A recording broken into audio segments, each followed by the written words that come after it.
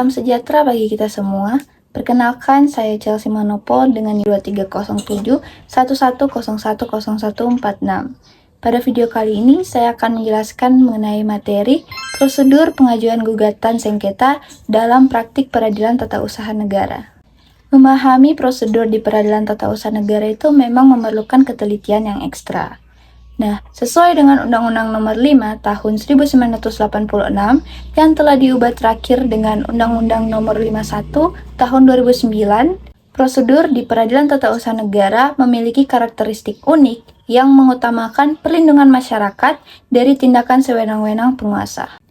Nah, sebelum kita masuk ke dalam prosedurnya, kita tentu perlu memahami mengenai kompetensi peradilan tata usaha negara. Nah, kompetensi ini menentukan apakah suatu perkara merupakan jatah dari peradilan tata usaha negara atau justru untuk pengadilan lainnya. Kompetensi ini terdiri dari dua, yaitu yang pertama kompetensi absolut dan yang kedua ada kompetensi relatif. Dalam kompetensi absolut, peradilan tata usaha negara hanya berwenang mengadili keputusan tata usaha negara yang memiliki unsur yang pertama, penetapan tertulis dan bukan sekedar lisan. Yang kedua, dikeluarkan oleh badan atau pejabat tata usaha negara, entah dari pihak eksekutif atau lembaga negara lainnya. Yang ketiga, berisi tindakan hukum tata usaha negara berdasarkan peraturan perundang-undangan. Dan yang terakhir, bersifat konkret, individual, dan final. Artinya, objeknya jelas, subjeknya tertentu, dan sudah menimbulkan akibat hukum. Selanjutnya yaitu kompetensi relatif atau wilayah hukum.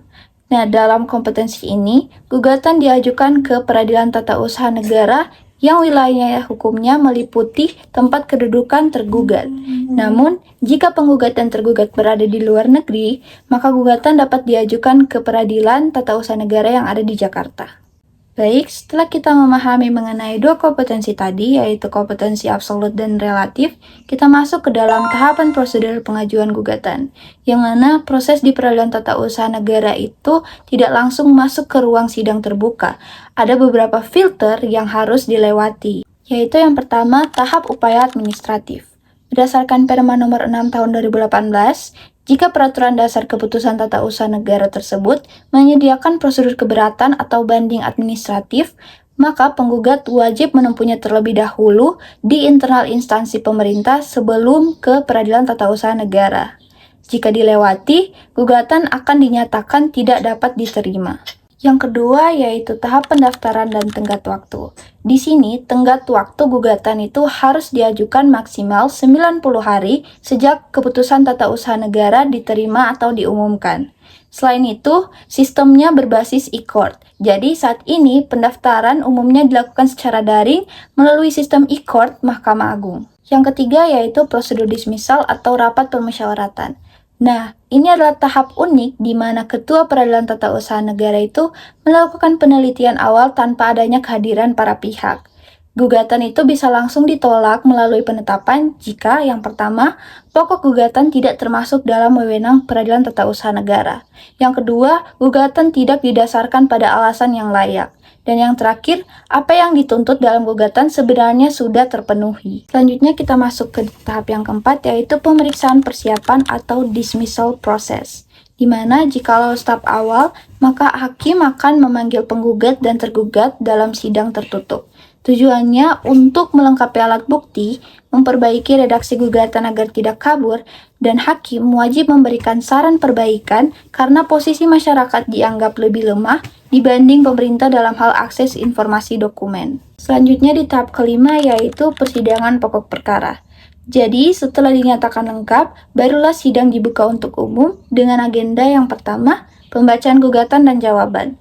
Yang kedua, replik dan duplik atau tanggapan balik antar kedua belah pihak. Yang ketiga, pembuktian. Jadi, di peradilan tata usaha negara, hakim itu menganut asas pembuktian bebas, di mana hakim berperan aktif mencari kebenaran material. Dan yang terakhir ada kesimpulan dan hasil putusan. Nah, di sini terdapat beberapa poin penting dalam gugatan, yaitu yang pertama adanya asas praduga tak bersalah. Jadi, keputusan tata usaha negara yang digugat dianggap tetap sah sampai ada putusan pengadilan. Selanjutnya, permohonan penundaan. Jadi, penggugat dapat meminta hakim menghentikan sementara pelaksanaan keputusan tata usaha negara jika ada keadaan mendesak yang merugikan. Dan terakhir, adanya tuntutan atau petitum. biasanya berisi permintaan agar keputusan tata usaha negara itu dinyatakan batal atau tidak sah dan perintah mencabut keputusan tata usaha negara tersebut. Perlu diingat bahwa peradilan tata usaha negara tidak berwenang mengadili keputusan yang bersifat mengatur secara umum, contohnya peraturan daerah, karena hal tersebut merupakan ranah judicial review di Mahkamah Agung. Sekian penjelasan materi dari saya. Terima kasih atas kesempatan yang telah diberikan. Shalom.